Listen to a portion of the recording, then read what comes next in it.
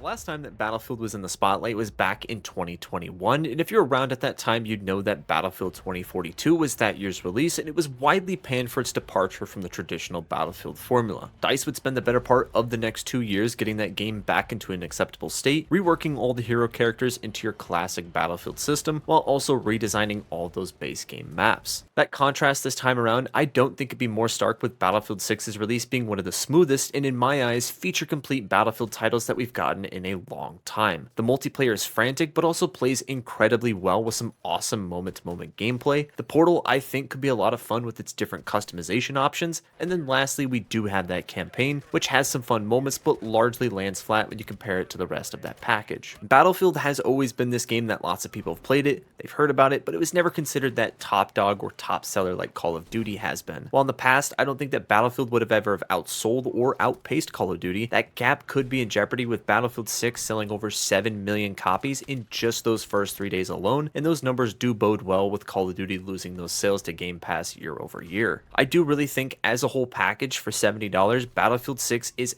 absolutely worth that asking price, and after putting over 60 hours into the game, I'm here to tell you why I think that. While most of my thoughts are glowingly positive, I do think there are some small issues to iron out, like the overall size of some of the maps, progression unlocks, but the weapons, the sound design, and the actual feeling of playing this game is something superb, and I think what we could be looking at here is an all-time great Battlefield experience.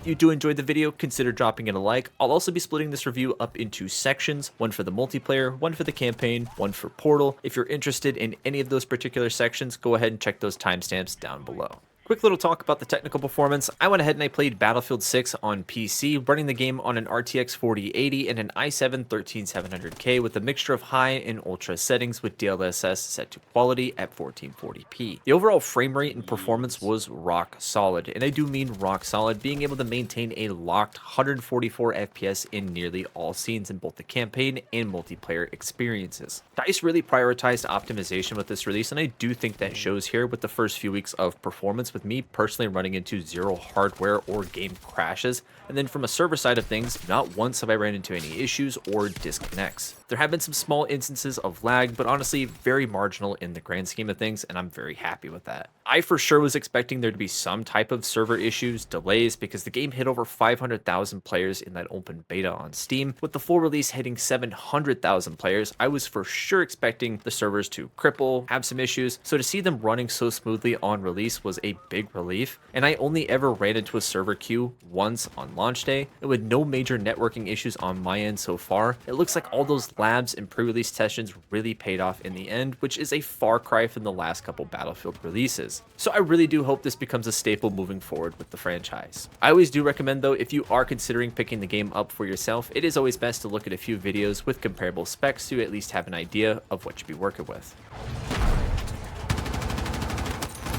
The multiplayer aspect of Battlefield is, without a doubt in my mind, the most important part to nail when you're creating a true Battlefield experience. That feeling of just utter chaos, you don't think, you just do whatever that lizard brain tells you to do. That's what it's like to play Battlefield. The franchise has always been known for its big and bombastic multiplayer set pieces, as well as the clearly defined class roles that many games have went on to adopt themselves. And with Battlefield 6, I think they've absolutely nailed that formula. I was lucky enough to take part in a few of the labs tests that they did over the last year, and I think the game's success can be traced back to those sessions and all the effort that DICE and the teams have really put in to help pave the way. They not only allowed the community to play the game early, but allowed them to give direct feedback to the developers well ahead of release, and for them to fully understand the players' wants, their needs, and allowing the developers ample time to test out and implement said changes based upon feedback. Maybe they could have tested out some of the challenges a little bit more though, just saying. Battlefield 6, in my opinion, is the return to form that the franchise desperately needed, where 2042 tried to do a lot of new things like 128 player count matches and doing away with the traditional class layout in favor of hero shooter characters. A lot of, if not all those changes were met with a general disdain from the Battlefield community, with many of them being walked back entirely by the end of its life cycle. I mention this because one of my biggest complaints with 2042 was that it didn't ever feel like it was a Battlefield game, and more so felt like it was just trying to cosplay as one. But that feeling of playing a brand new Battlefield is back here with Battlefield 6, and it's something special. The class system makes its return here with this game, which I think is superb. You've got your Assault, Engineer, Support, and Recon classes, but this time there's been a little bit of a twist added to them. So as you progress, as you earn score throughout that match, you're going to see the bar fill up on that right-hand side of your screen, with each level unlocking a passive perk that's going to vary through each class. Class identity is also a key staple and point here with Battlefield 6, as they've managed to hit the mark on support players, having that role of dropping heals, ammo, rezzing your teammates. Engineers are going to be focused on, primarily blowing shit up. Assault, pushing that front line, and then the Recon scouting out the area. And you can take that a step further, customizing all those different gadgets and gear items as well. Part of the class identity that can seem missing here are the weapons themselves, and I know open weapons have been a hot topic since 2042, with them remaining open here in this game. I personally don't have an issue with this system, but if you do prefer the classic closed weapon playlist, you're able to find one of those in the menus. Speaking about the weapons a little bit more, I thought the weapons all sounded great. They're really punchy, and just the general sound design and soundscape in this game I thought was superb. It's a Battlefield game. Not really surprising. Graphics look great. Those are all just kind of byproducts and things that you kind of expect when you buy a Battlefield game. I also want to mention how I thought that a couple of the maps maybe needed a few changes or just general shifts to the overall objective placements, but for the most part, the maps here in Battlefield 6 I thought were really solid. Each map offers up their own playstyle, Empire State being a much more close quarters infantry only combat map, with Iberian Offensive and Siege of Cairo being more infantry and land vehicle focused, with larger ones like Merak Valley, Operation Firestorm, and Liberation Peak being the ones where you're going to have access to your more encompassing traditional Battlefield experience. I know the maps are really subjective at the end of the day. Some are really going to like other maps more than others, but the fact that none of these maps are something that I absolutely hated or dreaded playing on, I think goes a long way in my enjoyment of the game. DICE and all the teams really nailed it here with this release when it comes to that core component of the multiplayer. The meat, the bones, the foundation, all of it was just so good, because I found myself playing this game for hours and hours on end, like multiple occasions, like looking at the clock and, hey, it's 1 o'clock, bud, you should probably go to bed. 4-hour sessions turn to what feels like 30 minutes with how fast they fly by, and I think that's just a true testament to how much fun I'm having here with this release.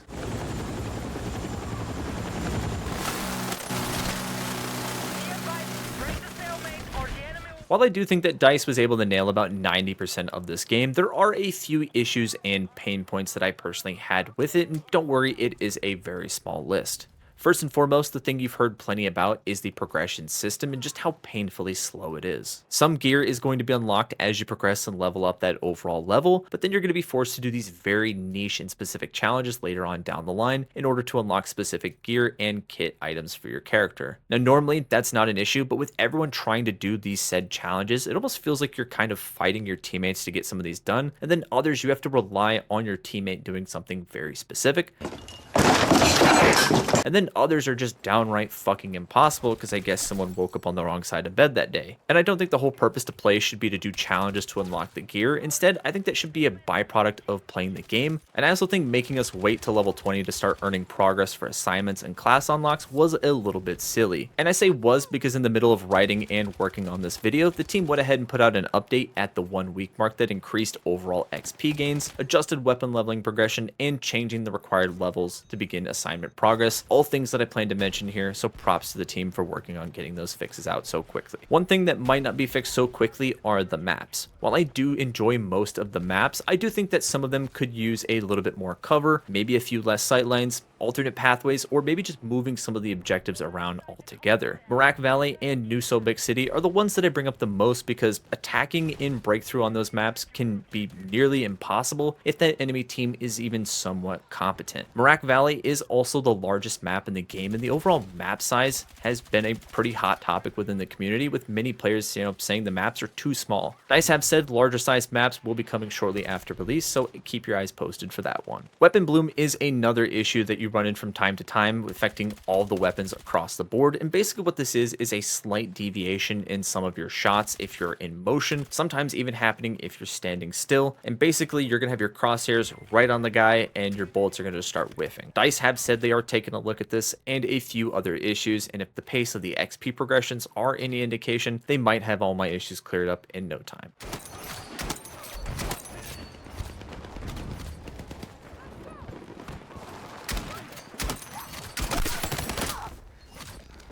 Let's take a little bit of time to talk about the campaign for Battlefield 6, which I'm sure you've heard plenty about. It's going to run you about 4 to 5 hours across a variety of 9 missions that are going to take you to various areas around the globe. Now, those first few missions I thought did a decent job at setting the stakes, the world building. You play as Dagger 1-3, a group of Delta Force operators in the middle of a war with a mercenary group called Pax Armada. What I thought could be this really interesting, like espionage-esque story slowly devolves into your generic good guy versus bad guy plot, and ironically has a very similar plot to that of Black Ops 6 last year. The cutscenes, the motion capture, all of that looks great, the acting is decent, but nothing here is really going to blow you away in terms of narrative or mission design. A lot of the times it did just feel like you were sort of going through the motions, and sadly as that campaign progressed and went on, it really felt like the quality dropped significantly, and by the end of the narrative it felt like they either ran out of time or just simply needed to wrap it up. And that could be due to the single player campaign getting rebooted midway through development, as Marcus Leto, one of the co-creators on the original Halo game, was leading a brand new studio, Ridgeline Games, who were working on and developing the narrative future for the Battlefield franchise. Unfortunately, a couple years into development, the studio as a whole was shut down, with much of their work being moved to other teams under the EA umbrella. I bring all this up not to necessarily excuse the campaign's weaknesses and shortcomings, but I guess to better illustrate why I think they personally happened in the first place. Because Battlefield, in my opinion, has always had some really solid campaigns back in the day. Bad Company 1 and 2, Battlefield 3, which does seem to be the narrative influence with how this story is told through those flashbacks. Now, there are some fun moments to be had here with this campaign. I thought the intro mission was actually pretty strong. Not sure if that's a hot take or not. It was very Michael Bay-esque.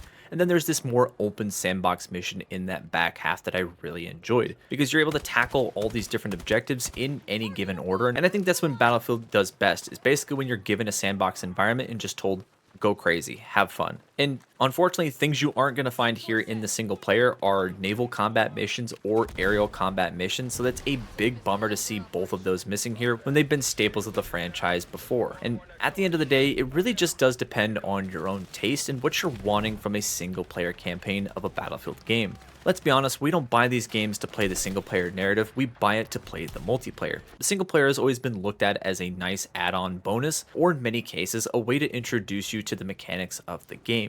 So no, I don't think this is something you necessarily need to run out and play right here, right now. Maybe if you want some of the skins or rewards, but with how good that multiplayer offering is, I wouldn't blame you for skipping this one out for the time being.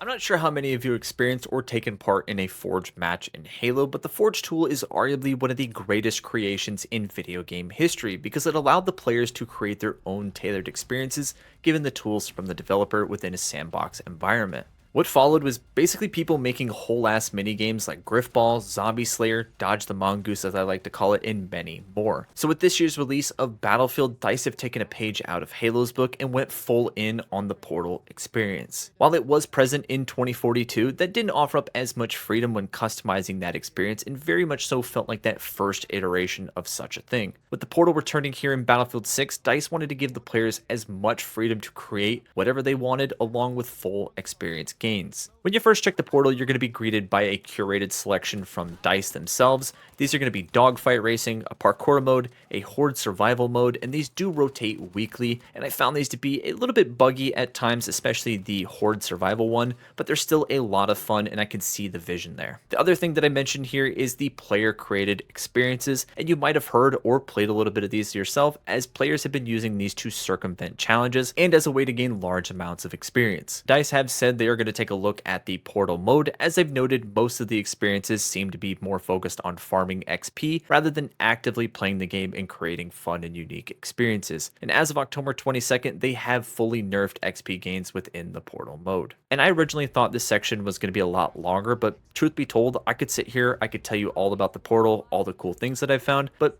a lot of the fun with the Portal comes with finding these experiences, finding these cool things for yourself, and with this only being the first few weeks after launch, it's only going to grow from here. So get in there and check it out.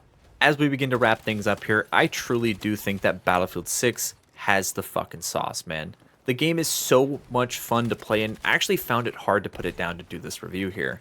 Like, It probably could have been a couple days ago, but I just kept playing and I just kept having fun, so sorry. The amount of fun that I'm able to have here with this game is just something that I haven't felt in a long time. After 60 hours played, my enjoyment is still just as high as it was within those first few hours, and playing Battlefield with the boys has honestly never felt so good across all of its different modes and maps, with plenty of other content in the pipeline. Season 1 is literally right around the corner, launching on October 28th, which is set to bring a host of new maps, weapons, and gear, with the free-to-play Battle Royale mode rumored to be dropping at any time. I think it should be also noted here that the PC performance and server stability genuinely shocked me, because the last couple of releases were not so good, and DICE really wanted to nail that optimization, and they did it here. And I also think that DICE are in a position to do something pretty special here, because Call of Duty is looking like it's going to have a down year, and they've got a pretty damn good shot at topping those sales charts when it's all said and done. And unlike 2042, there isn't anything major in this release that needs to be fixed or reworked, and otherwise would be taking resources away from that post-launch content structure. I truly think that Battlefield 6 is worth that $70 asking price. Although I do think the campaign started off strong,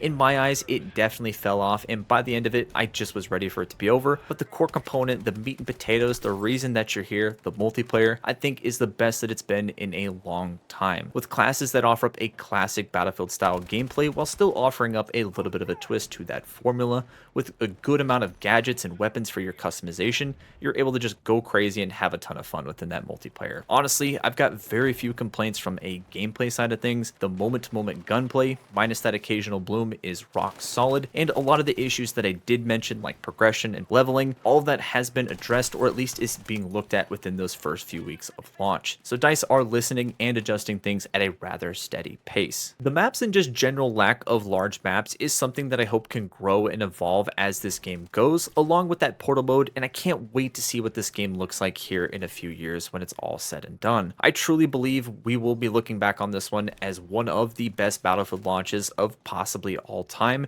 and if DICE can keep that steady pace with the post-launch support and updates, I see myself putting hundreds and hundreds of hours into this one.